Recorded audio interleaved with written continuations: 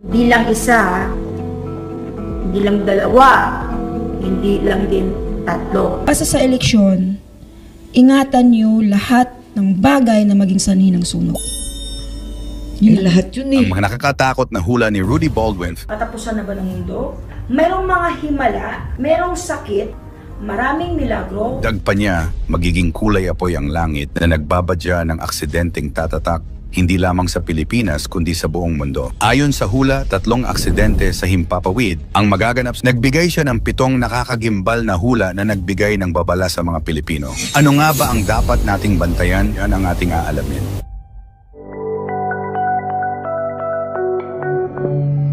Bago nagsimula ang taong 2024, nagbigay si Baldwin ng mga hula sa parating na taon. Humakot ito ng milyong-milyong views sa YouTube at iba pang social media sites. Hindi lang yan, nag-post din ito ng mga hula sa kanyang Facebook posts na sinasabing nagkatotoo nga. Naalala nitong taon na to eh. Sa Mindanao, sa BARM, pagkatapos yung national, pagkatapos yung mga barangay, sana hindi na matuloy, ang dami eh. Basta ako, ayoko lang mag-comment yan, pero ang ma-advise ko lang sa kanila, sa araw kasi ng halalan, maraming sunog. Sunog? Yes. Sunog na naman. Sunog talaga, as in, sa May 12. Ngayong eleksyon na magulo kasi maraming sunog. So, Ay. yes, kaya bantayan Ano nyo. magsusunugan? Ng balota at balot ba? Ang 7, Bulkang Taal, isang matinding pagsabog. Tara sa mga pinakamainit sa hula ni Rudy ay ang pagbabalik ng aktibong Bulkang Taal. Ayon kay Rudy, maghahanda tayo sa isang malakas na pagsabog ng bulkan na ito sa taong 2025 na magdadala ng napakalaking pinsala. Kumbaga, itong taong 2025, ito na yung pinaka-eruption na pinakamalakas.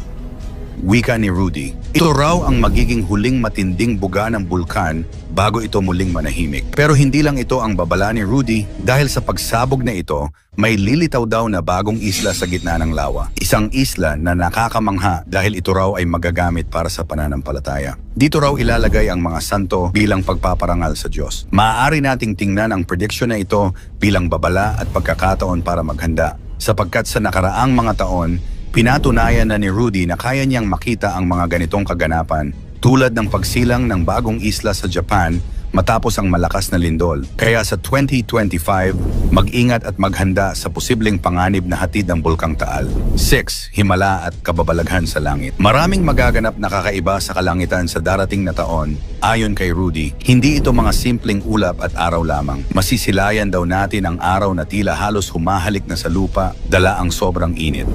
Alam mo yung masasabi mo sa sarili mo na nangyari ito sa panahon ni Noah, sa panahon ni Moises. Makikita nyo na po.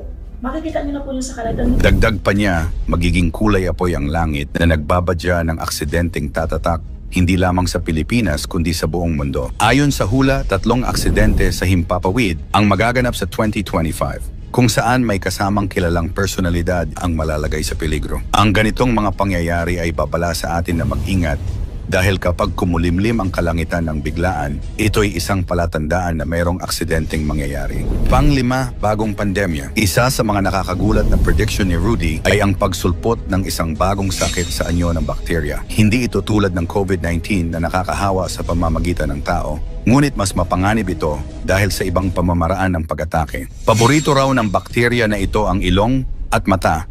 At kapag nakapasok sa katawan, tutubo ang mga butlig na kasing laki ng piso na nagiging kulay itim o berde ang dugo kapag pumutok. Bagaman hindi ito direktang nakakahawa, dapat pa ring mag-ingat, lalo na ang mga taong may sakit sa puso o dugo. Ang positibong balita rito, ayon kay Rudy, ay may gamot para dito, ngunit kailangan ng patuloy na gamutan dahil mabilis kumalat ang bakterya sa katawan. Huwag magpakampante at patuloy na magbantay sapagkat ang kalusugan ay hindi dapat ipinagsasawalang bahala. Pang-4, taon ng pagdadalamhati sa mga tagahanga at personalidad.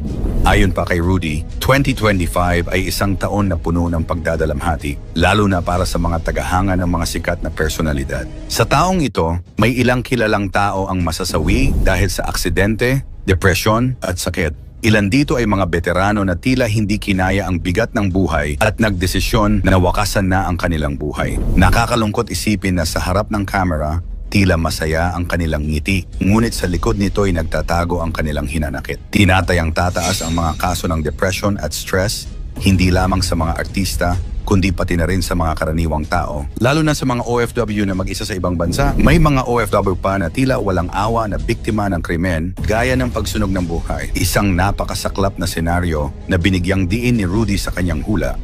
Kaya't ipinapaalala niya sa atin ang halaga ng komunikasyon sa pamilya at pagpapalakas ng pananampalataya sa Diyos. Pangatlo, bagyong may dalang trahedya. 3 malalakas na bagyo ang tatama sa Pilipinas sa 2025 ayon kay Rudy. Hindi ito mga simpleng bagyo lamang kundi magdudulot ito ng matinding pinsala. Isa sa mga bagyong ito ang magdadala ng kakaibang lakas na tila kasama ang galit ng kalikasan. Kaya't nararapat lamang na maghanda ang bawat isa. Dagdag pa rito, ang mga bagyong ito ay hindi lang tatama sa karaniwang mga lugar na nasalanta na noon. Magdudulot din sila ng matinding baha, pagguho ng lupa at pagkasira ng mga tirahan sa mga hindi inaasahang rehiyon. Pangalawa, paglago ng krimen at kasamaan. Isang madilim na prediction pa ni Rudy ang pagtaas ng antas ng krimen, lalo na ang mga kagagawa ng mga sakim, gahaman, at mga traidor. Kasi ito pa namang taong 2025 is taon ng pag-traidor. Maraming mapanglinlang at mapang-abuso ang magpapakita ng tunay na kulay sa 2025. Nagbigay pa siya ng payo na huwag basta magpautang sa 2025 dahil hindi babayaran ang utang at mag-ingat sa mga mapanlinlang na tao. Kaya advice ko sa inyo sa taong 2025, huwag kayong magpautang. Maniwala kayo sa vision ko, wala magbabayad. Sa 100%, baka may 2% lang magbabayad. Sa iba't ibang bahagi ng mundo, may kanya-kanyang pagsubok. Apoy ang haharapin ng China, paglubog at pagguho naman sa Indonesia, at walang tigil na mga lindol sa Pilipinas. Tila ipinapaalala sa atin na palaging may banta ang kalikasan sa bawat sulok ng mundo. At panguna, pagtaas ng pananampalataya at pagkakaisa. Sa gitna ng lahat ng mga negatibong prediksyon, nagbigay si Rudy ng isang sinag ng pag-asa. Ang taong 2025 ay taon ng pananampalataya. Maraming tao ang magbabalik loob sa Diyos at mananalangin, maghahanap ng kaligtasan at gabay. Ito rin ang taon kung saan marami ang magbabalik sa simbahan, magbibigay ng panalangin, at muling tatanggapin ang pananampalataya sa Diyos bilang gabay sa kanilang mga buhay. Para kay Rudy, ito ang pinakamahalagang mensahe sa lahat, na sa kabila ng mga pagsubok, hindi tayo dapat mawala ng pag-asa at pananalig. Maraming milagro raw ang magaganap sa kalangitan na magtutulak sa mga tao na magbalik loob at muling magtiwala sa kapangyarihan ng Diyos. Ayon sa kanyang bisyon, ito ang panahon kung kailan ang dasal at pananampalataya ang magiging sandigan ng marami sa harap ng mga darating na hamon. Tila nagbigay ng babala si Rudy Baldwin para sa 2025. Isang taon ng malalaking pagsubok, kalamidad, at mga pangyayaring puno ng trahedya. Subalit sa kabila ng lahat ng ito, nanatili ang mensahe ng pananampalataya at pagpapakumbaba. Sa gitna ng lahat ng bagyo, pagsabog at sakit, ipinapaalala sa atin ni Rudy na manalangin at maghanda. Mangyari man o hindi ang mga hula ng tao sa mundo, katulad ng pangitain umano ni Rudy Baldwin, isa lang ang dapat nating paniwalaan at kilalanin. Ito ang kataas-taasang Diyos.